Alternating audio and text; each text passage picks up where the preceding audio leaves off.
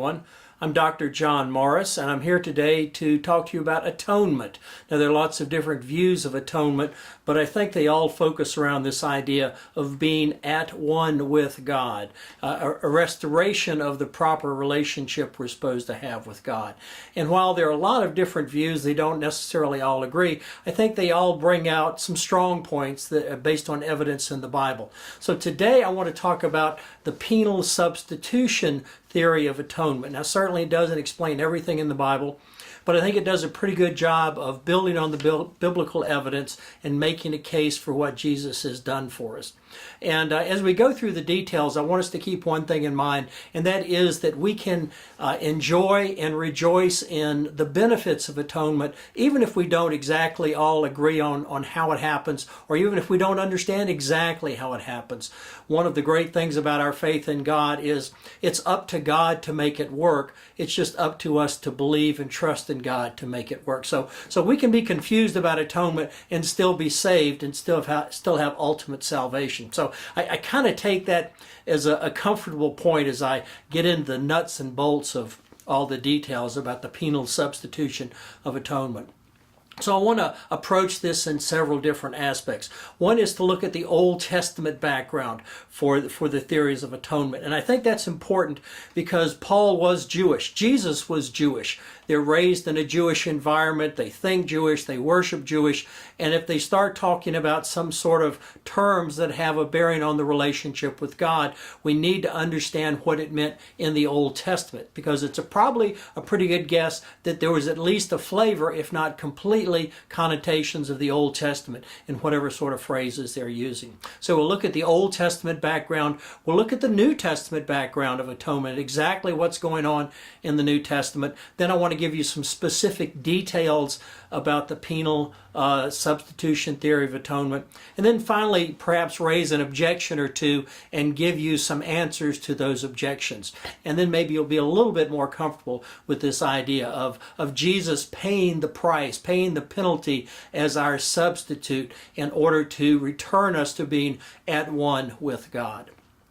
So the Old Testament background is involved with the sacrifice system. So on Yom Kippur, the Day of Atonement, the high priest would take a lamb that was flawless and would kill the lamb as a substitute for the sins of all the people of Israel for that year. Then he would enter the Holy of Holies. He would take the blood of that sacrificial lamb and he would smear it on the horns of the altar, on the mercy seat of the altar, right up between where the cherubim were. And the presence of God would show up there. And by smearing the blood, the substitute blood of the blameless lamb on the altar, the high priest would atone for the sins. And the idea here is whatever was separating the people from God for that year, whatever was keeping the people from having a right relationship with God, was dealt with by the substitutionary death and the blood of the sacrificial lamb. So they were at one with God. They were righteous in terms of the Old Testament. They were in a right or a righteous relationship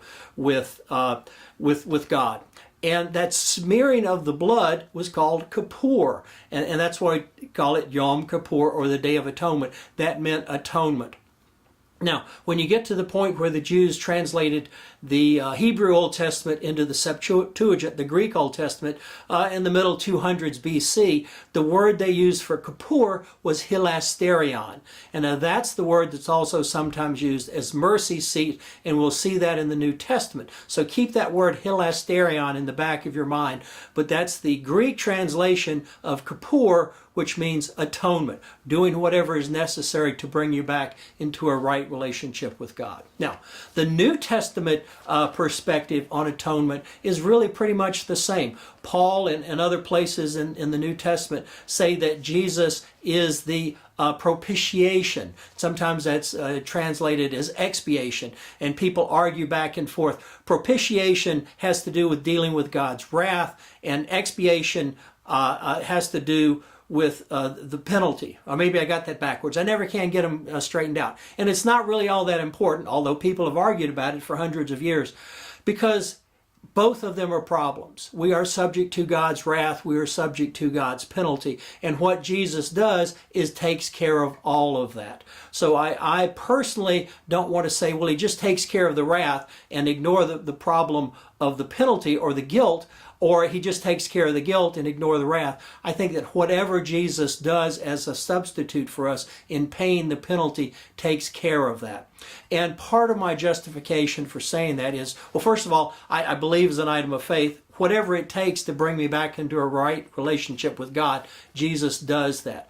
All the theories of atonement are called atonement. They may argue about exactly how it happens, but through the person of Jesus and the grace of God, I am back in at one relationship with God. I am in a righteous relationship with God.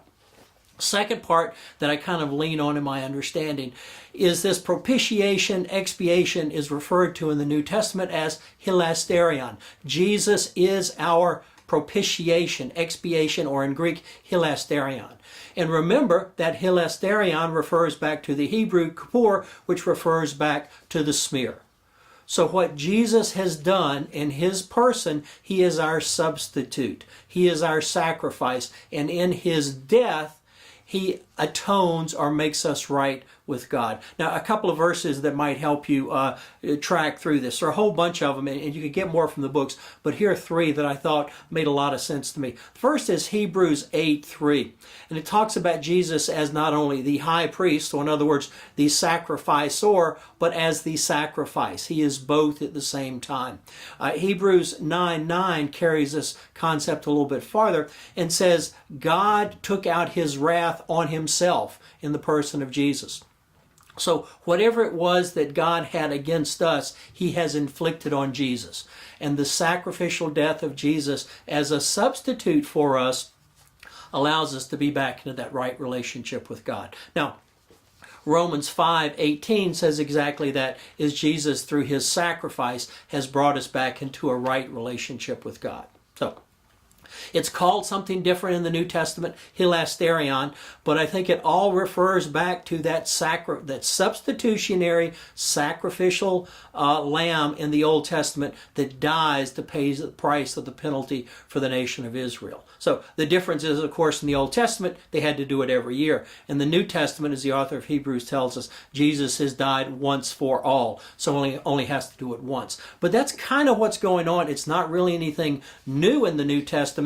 It's just a continuation of what we've seen over and over again in the sacrificial system for the Old Testament. As Jesus was sinless, did not have to die, but died as a sacrifice for us to take care of whatever problems we have with God. So there are one more different way to look at this that maybe give you a different handle on it. So there are four problems we have with God, and Jesus' substitutionary sacrifice takes care of all of those problems. One is we deserve death as a penalty for our sins. So Jesus comes, he's sinless, he did not deserve death, and yet he died as a substitute in our place. So he is the substitutionary sacrifice. He died for us so that we don't need to die. Now, we didn't do anything to deserve that. We get that through the grace of God and our faith. We can't brag, but Jesus has taken care of that problem, the fact that we deserve death because of our sins.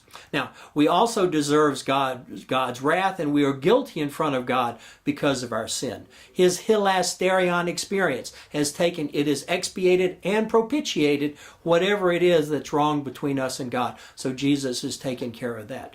The third problem is that our sin has separated us from God.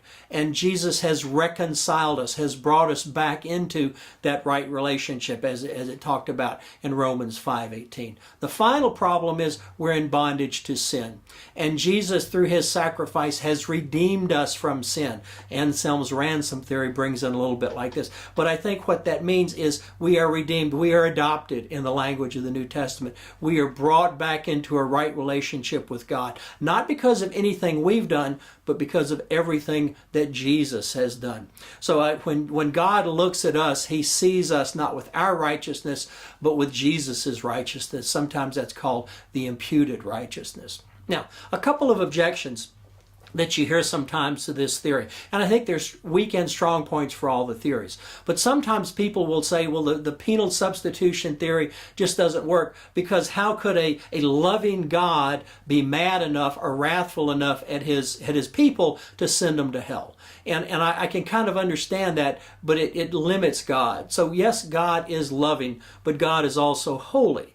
And in his holiness, he demands that he separate himself from sin, and he demands that he be wrathful towards sin. So when we look at only the love of God, we can be confused. But when we understand that God is not only loving, but he's holy, then that demands some kind of price. Now, going back to the loving part, because his holiness demands a price, his loving part has offered a solution in the sacrifice of his son Jesus. So he is taking our punishment on himself through the person of Jesus, restoring us to a right relationship with himself.